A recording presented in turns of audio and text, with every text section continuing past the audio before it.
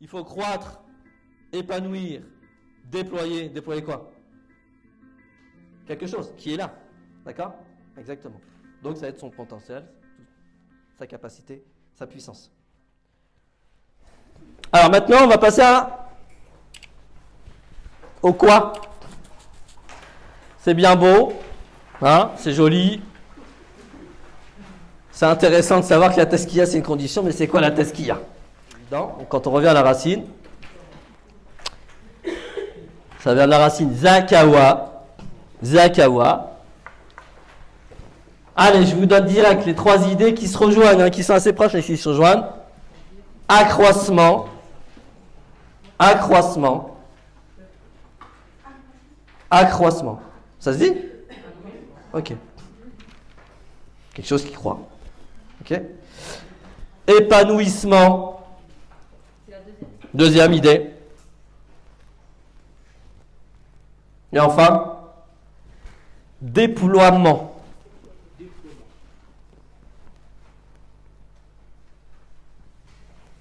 Bah, ce qui est très intéressant, c'est quand on revient à l'utilisation primitive, dans le sens noble du terme étymologique, les Arabes, ils l'utilisent encore une fois pour la végétation. On est vraiment dans le monde là, de l'analogie, de l'image de quoi? Végétatif, j'ai envie de dire. Hein. La végétation. Donc, ils disent Zaka azara. La plante, elle sait quoi? Elle s'est déployée. Bien sûr. Et donc, c'est un accroissement qualitatif. La preuve, c'est qu'il y a l'épanouissement. Et il y a le déploiement. Le déploiement, c'est quoi? Très intéressant, le déploiement. Ok, donc c'est occuper tout l'espace possible. En quoi? C'est précis, c'est en déplier ce qui est plié. En dépliant plutôt ce qui était initialement plié, recroquevillé sur soi-même. Vraiment, quand on revient au premier sens tel qu'ils étaient utilisés par les Arabes, du mot coranique, c'est vraiment l'idée d'accroissement, d'épanouissement pour une fleur. L'épanouissement, on le dit pourquoi? On le dit pour notre état émotionnel, mais on parle d'épanouissement pour une fleur. C'est quoi l'épanouissement d'une fleur? Ouais, exactement. Ouais, exactement. Ouais. C'est bon?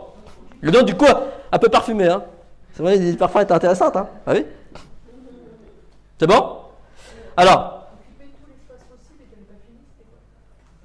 Ah oui, en dépliant ce qui est plié. Et ça, cette idée-là est très intéressante. Parce que, bon, bah. On sait que le déploiement de soi, la réalisation, etc., est lié, après, à combien de pourcentage, c'est très compliqué, mais est lié à notre quoi? À notre bagage génétique.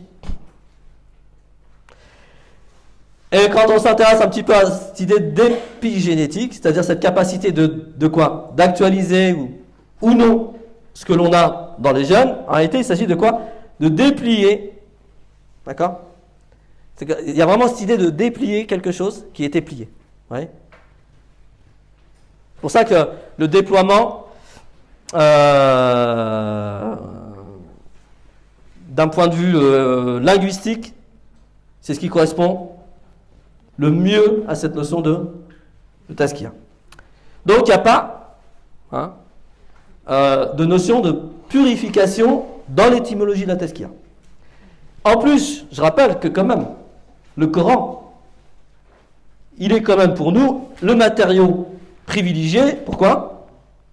Pour les sens, les significations. Si les sens peuvent évoluer à travers l'histoire, la culture, etc., dans le langage coutumier des hommes, il y a quand même une préservation du sens qui est faite par le Coran. D'accord? Et le Coran, il s'amuse à quoi? À mettre l'un après l'autre la notion de tazkiya et la notion de tahara. Khudh min amwalihim sadaqatan tutahhiruhum wa tuzakkihim biha. Donc Dieu dit, donc c'est un ordre qui s'adresse au prophète sallallahu alayhi wa sallam, prends de leur bien, on va dire une aumône, enfin très très simple, simpliste même. Tutahhiruhum.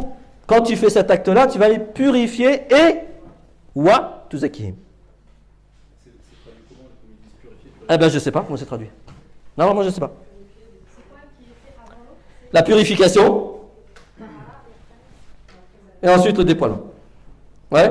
Donc, l'argument, il est où? C'est que le waouh en langue arabe, on l'a dit plusieurs fois, hein, on va le répéter ici, le waouh en langue arabe, son sens initial, c'est quoi? La différenciation.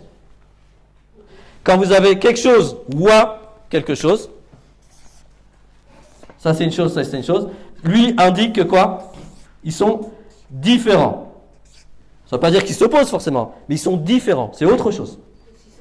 Ça va pour Zakawa? Buenos?